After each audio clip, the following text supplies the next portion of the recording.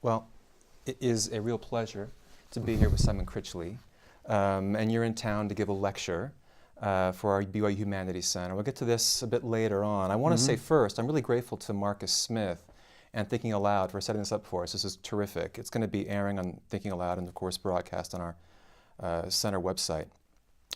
We're doing an interview right here, so let's bring attention to the obvious as kind of public humanities. Okay, the humanities enter the public realm. You've had a very successful career as an academic, written many books, several of which have been translated into multiple languages. But recently, fairly recently, you began this blog for the New York Times called The Stone. How'd that come about, and why call it The Stone? Stone is the philosopher's stone, I guess. The choice was my editor, and The Stone has been going for 4 years. It began in May 2010. I began to write for the New York Times in 2009. I did a book called The Book of Dead Philosophers, about how philosophers die, and that got picked up a little bit, and the Times got in touch about writing something for them. So I did that, and then developed this friendship with this man called Peter Catapano, and we just started to speak regularly, and then we met, and we had this idea. It just came up in conversation about whether we could do a philosophy column or blog, and we got the green light from the Times hierarchy, and we did it, and we got an extraordinary reaction, and it's been the biggest audience on Opinionator, so online Times. It's the biggest. It's been the biggest audience consistently over the years, which is, in part of what it's doing is to prove that there is a huge audience, potential audience for serious discussion of important things. Which is heartening, actually, given the state of public discourse, right, in the country. Which is great. A couple of these pieces have gotten a lot of attention. I'm thinking about essays on there like Learning How to Die in the Anthropocene by Roy Scranton. Yeah, who's a veteran, yeah. That's right. Or How to Live Without Irony by Christy Walpole.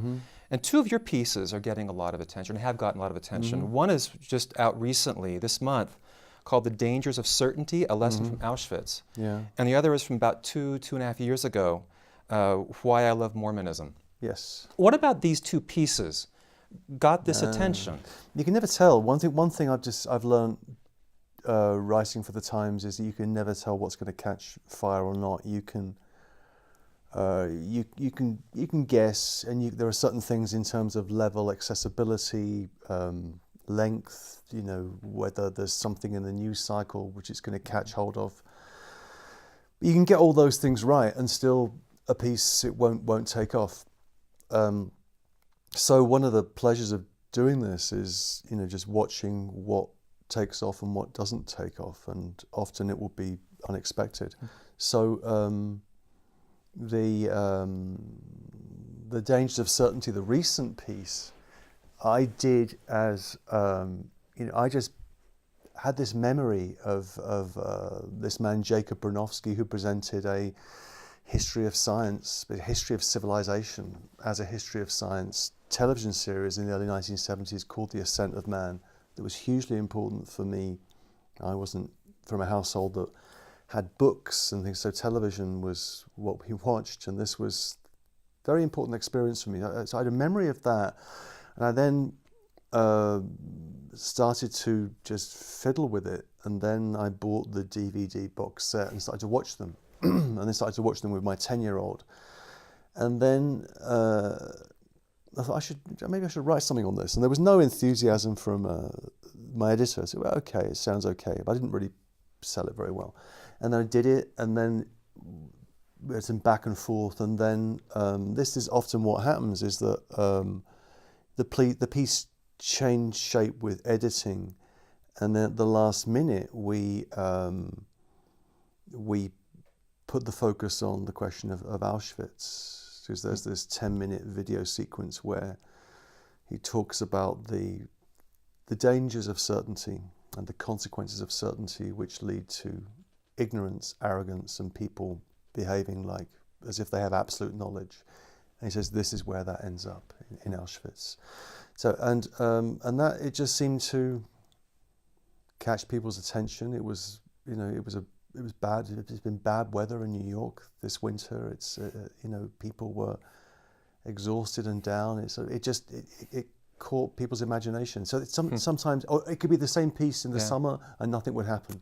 So whatever. So things like that. It's a great explanation. It's meteorological. Well, it could that be, explains it. It could be climate. It could be right. climate. And whether people are feeling a bit blue or whatever. And this seemed to. And the piece on Mormonism was, again, it was I was in Brigham Young University 20 years ago in 1994 and gave a series of lectures on romanticism, and it was a very important few days for me. And I met people, and Jim Faulkner I knew. I met a number of other people, and I was very impressed with the audience. And it was I had some wonderful conversations about Mormonism, which was something about which I was largely ignorant. And I then began to read, following up from the visit, and became increasingly obsessed with Mormonism, I was saying, in terms of what the nature of Mormon theology was. And then I used to tell, stories about the things that had happened to me here. And then I came to the US 10 years ago and in New York, and was very struck by the prejudice against Mormons and how you can't say nasty things about all sorts of other people for all sorts of very good reasons. You can't make racist remarks or sexist remarks, and that's all very good. But you can say what you like about Mormons, right? Mormons, and people will go, oh yeah, polygamy, they believe this crazy stuff, magic underwear, whatever, and that's fine. It's a casually held prejudice, and I encountered that a lot, and it infuriated me. And then at a certain point at the end of this was during the election campaign of Mitt Romney and Barack Obama, and I thought, well, I'll write something on Mormonism. And actually, my wife really pushed me to write it, and wrote it. And then a few days later, they decided to put it up. We did some fast edits, and then it just went ballistic. And then strange things happen. Then you spend the next few days getting emails from people which are sometimes abusive. How can you write something which it was seen as being supportive of Romney and critical of Obama, whatever. And then I got hundreds of emails from Mormons which were uniformly polite, incredibly polite. People were very grateful, and it was very nice that our faith is being represented in a fair way and not the usual stereotypes. And then they pointed out a couple of theological inaccuracies in my account, which I acknowledged, and I have them all in a folder with me here in Provo. Okay. Yeah, and actually you showed a couple of these to us yesterday at the seminar. Yes. We should actually just transition the seminar. It was about the book, Faith of the Faithless, which is such an interesting book. In fact, maybe we should go one book, well, not one book, because you write many books, per year, actually, like a couple books here. It's a book called Infinitely Demanding. Okay. And you make this claim in this book, which I find really interesting, that philosophy begins in disappointment. Yes. What do you mean by that? It begins in a sense that there is something lacking, something missing, something unsatisfactory about the world. So there's a view. There's a view which is a very popular view, which goes back to Aristotle, and Aristotle says this was what the old philosophers believed, that the physiologoi, he calls them, that philosophy begins in wonder. The wonder at the fact that things exist, and that's a very nice idea. And but I don't think that things are simply wonderful. And I think that in the modern world, we begin thinking not out of a sense of, gosh, it's wonderful, but out of a sense of, you know, there are things wrong with the situation that we find ourselves in. So disappointment is a disappointment which can be the experience of injustice, that there seems to be a wrong in the world.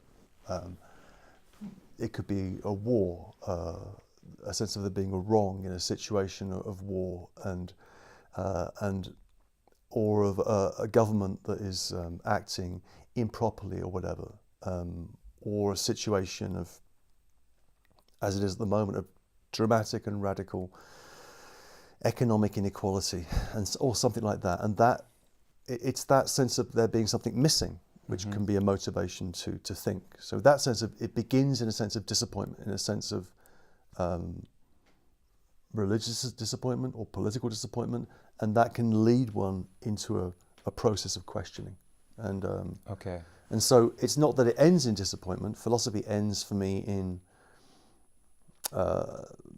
an affirmation. I mean, I think of myself as you know, a kind of optimist in the way in which, you know, there's not a deluded optimist, but in the sense in which, you know, pessimism of the intellect, but optimism of the heart, as Gramsci said. And for me, it's very easy to, particularly when you've been dramatically overeducated, as many of us have, and read too much, to become incredibly melancholic in the face of the world, because it seems to be such a chaotic place, and no one's listening to what I'm saying.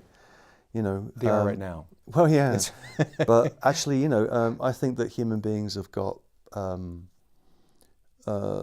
human beings acting in concert with a certain view of an end in view. I think still have an extraordinary potential, and so to that extent, I'm not kind of melancholic about the state of the world. The state of the world is not exactly great, but things can be done about it.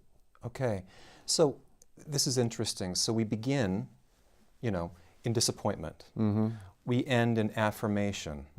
In between, you have this phrase, this phrase related to ethics called the infinite demand. Yes. What is that?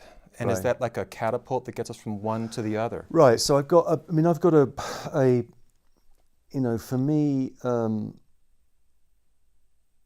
I begin from an idea that there is what I call a motivational deficit that human beings, citizens, selves have with regard to the world, in particular with regard to participation in political life.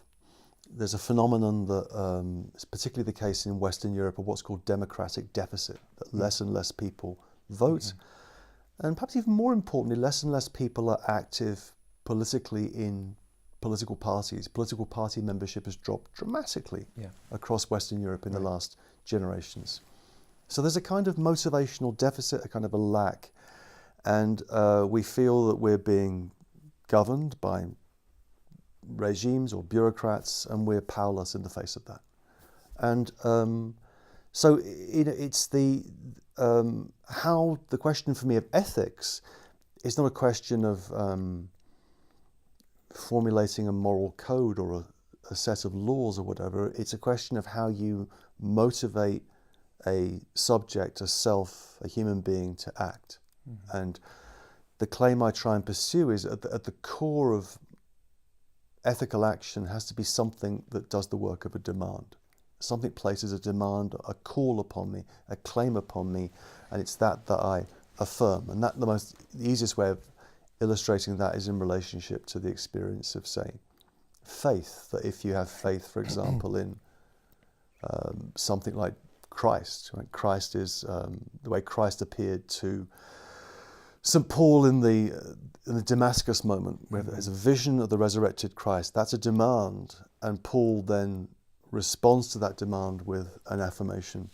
And so it's finding something like that that would motivate subjects to act, and then I then offer a particular kind of account of what it means to be an ethical self or an ethical subject, which is based on what I call an infinite demand, a demand which demands more from me than I can possibly meet. Mm-hmm. And for me, ethical demands, when they're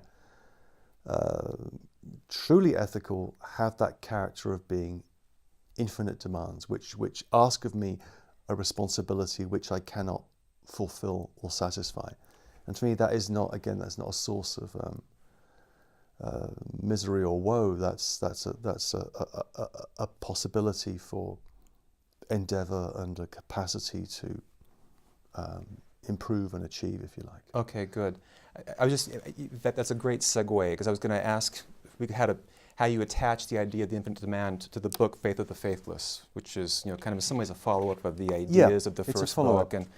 And that title of the book has a little paradox embedded in it, right? The faith of the faithless, the faith of those without faith. Yes. Can you elaborate just a little bit on that, on the paradox, and why the choice of the paradox in the title? Well, the words sort of, they're an adaptation of a phrase from Oscar Wilde where he talks about a confraternity of the faithless, and then there's a question of who the addressee of the book is, and in many ways, the addressee of the book are those people that would see themselves as faithless, as not having a faith, or faith is something which they have.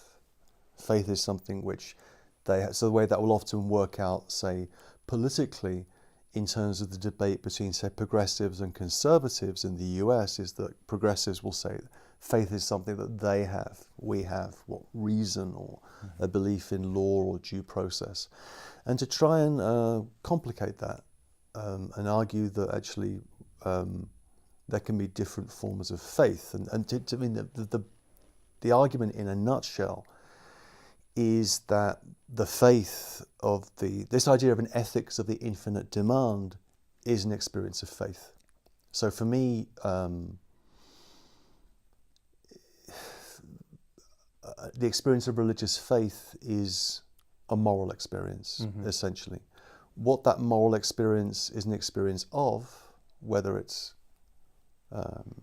Buddha, Jesus Christ, the Prophet Muhammad, in a sense, is secondary for me. What interests me is the character of faith and how that shapes a self and gives a self consistency and purpose. And a large part of the book is also Faith of the Faithless. And this was new in my work, is concerned with the question of love. So faith isn't enough. It's not that we just have to have faith. It's that faith has to be undergirded and supported by love. Faith without love is a clanging cymbal or an empty gong or whatever that would be. But we need to, and so for me, it's that idea of trying to rethink morality on an experience of faith, which is not theistic in any usual way, but which is underpinned by a human experience of love, where love is the capacity to give something that you do not have and to receive something over which you have no power. And for me, that's the kind of the paradox and the power of love is love is something, to love someone is not to be able to control them or to be able to determine their outcomes. You give what you do not have. You do not really have it. You can try and express love. And what you get back, which theologically would be an experience of grace, is something you cannot anticipate. And that's become very important for me. And that's also another area where I'm very interested in forms of religious thinking, the experience of love. Yeah, sure. It's a very compelling book. Both those books are. Somebody familiar with faith, both philosophically and religiously, I found it really an interesting read. Thanks. And I'm wondering about how it plays in, if at all, into your current work. And you're here under the auspices of giving kind of one of the two main event lectures that we have every year in our Humanities Center. We do lots and lots of events. We have lots of people here that are guests. But two events are main events. This is our annual lecture.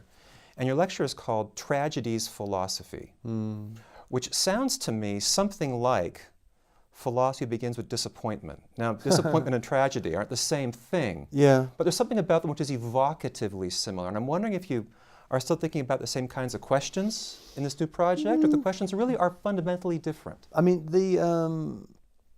one thing that I like to do is to change course, and I don't really know why, but it's something I've always done. So I was fortunate to get my first book published in 1992, and it was there was a kind of press scandal around the figure it was on, Jacques Derrida, and it did well. It sold okay. Yeah. And then what are you going to do for a second book if you're going to write a second book? And there were lots of it would have been easier to write the same thing again, and I decided I didn't want to do that. I wanted to write something completely different, and I've tried to do that. So I think there's a continuity to what I've tried to do over the years in terms of writing. I've tried to retain a kind of consistency of approach and topics, but also I'll change course at certain periods. So this is a new area, and it's been occasioned by a love affair I've had with the ancient Greeks, which has lasted for many, many decades. Not particularly informed. I'm not a classicist, but I'm very curious, and I read a lot. And also the idea that there is something, philosophy in Plato begins by excluding the tragic poets, and by excluding a range of experiences which the tragic poets are trying to articulate, experiences of suffering, grief, lamentation, and I want to think about what's going on there, and to try and see. I think, it's early days, but I think there is a very different picture of the philosophical enterprise that can emerge from this set of concerns. And so the lecture this afternoon is going to be a kind of sketch of the kind of experiment that I'm trying to follow at the moment, which might or might not bear fruit. I also like to do work. It's not that I lose interest in what I've done, but my heart's not in it when it's finished. Right. And so I like to force myself to think in a new way, and to not necessarily. I know. So the way I'll often work is that I'll have a number of steps. I can make counts from 1 to 10, but then 11, 12, 13 are really unclear to me. You just trust that it's going to go somewhere. And there are certain things like scholarship and using sources properly and trying to write clearly and not using complicated sentences or whatever. But you hope that it will pan out without knowing whether it will or not. As somebody who works in a humanities center, where so much of the work that we do is within disciplines, but we also work across disciplines. Yes. And you mentioned this love affair you've had with the ancient Greeks, but also with literature generally. Yes. And thinking across disciplines, have you found this has been fruitful for you? Is it more a case that you work that way in a principled way, or is it just a happy accident that the project demands that you think about something that way? I don't know. It's more of a happy accident in the sense in which, I've always had a bundle of interests, and in literature, in politics, and philosophy became a kind of way of keeping all those balls in the air. I don't much like what academic philosophy has become. So the discipline of philosophy is not one that really compels me. Philosophy itself, teaching philosophy, is of huge interest to me. It's of great concern to me. But the discipline, I don't know. So I've always been kind of polymorphously perverse in terms of not respecting any disciplinary boundaries. If something's interesting, it's interesting, and I will try and pursue it. And that also means keeping your ears open, which I think is very important. That you can. I've learnt a lot from people in political theory, social theory, from classicists recently, from anthropologists, from people that work in very different areas in different ways. And I think the problem of one of the problems with the university, insofar as we can speak that way, is that the university is a kind of pyramidical structure of knowledge, which is based on a model of learning that develops in Germany in the early 19th century, with a division of disciplines and faculties and so on and so forth. And I really don't see what purpose that serves at this point. I think that people have, the students that I really like, that I work with, have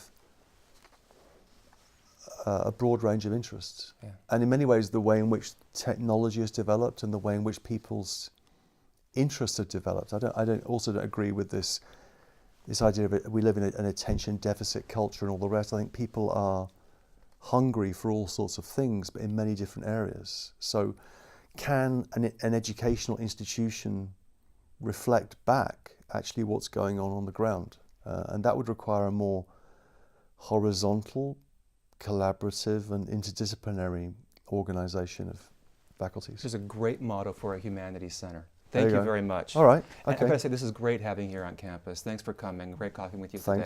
Thank you, Simon. Thanks for interviewing me, Matt. Thanks. All right. All right. Let's do the handshake.